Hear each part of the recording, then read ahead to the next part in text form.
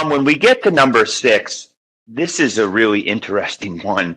Monitor service providers. I thought my service providers were supposed to be monitoring me, right? Like, don't they have these services?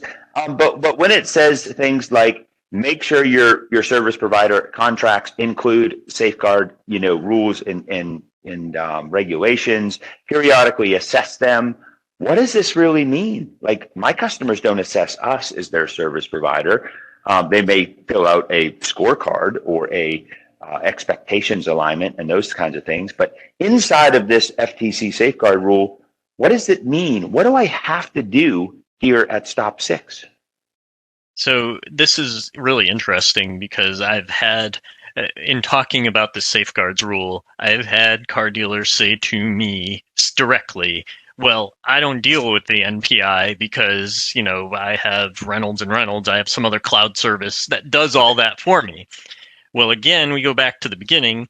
You are responsible for that data. So how are you making sure that they are handling it correctly? So, it's hard to do because you're not going to, as a 100-person company, go to Reynolds and say, we're auditing your security controls.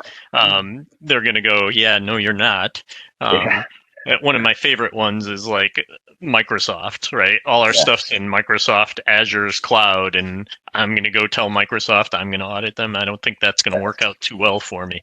So what we really do is we put a program together that says annually, maybe it's less, maybe it's more, but usually annually, we're going to go and make sure that they have some type of attestation from a third party that they're doing their part.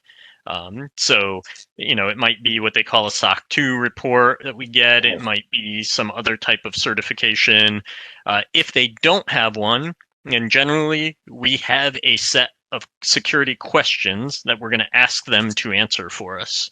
The spreadsheet or even in a portal somewhere, a service we buy, that we're going to say, then since you don't have that, can you please answer these questions? And they're basically going to cover these safeguards and say, are you doing this? Are you doing this? Are you doing this? And hopefully they say yes to everything. Now, you could go a step further if you want to. It's not necessary.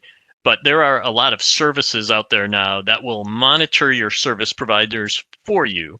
And they do it in a much more interactive way. So they're going to look at their presence in the world on the internet, and they're going to probe them and try to poke holes in their security, and then give you a grade, an A through F grade on various aspects of their security. So then, obviously, if you're unhappy with the grade, you go back to them and say, hey, what's up with this? But and the other area where service providers and monitoring them comes in is, if Catalyst was your MSP, I would have to make sure you're doing your stuff right. Because not only do you have my information, but you have access to all my stuff.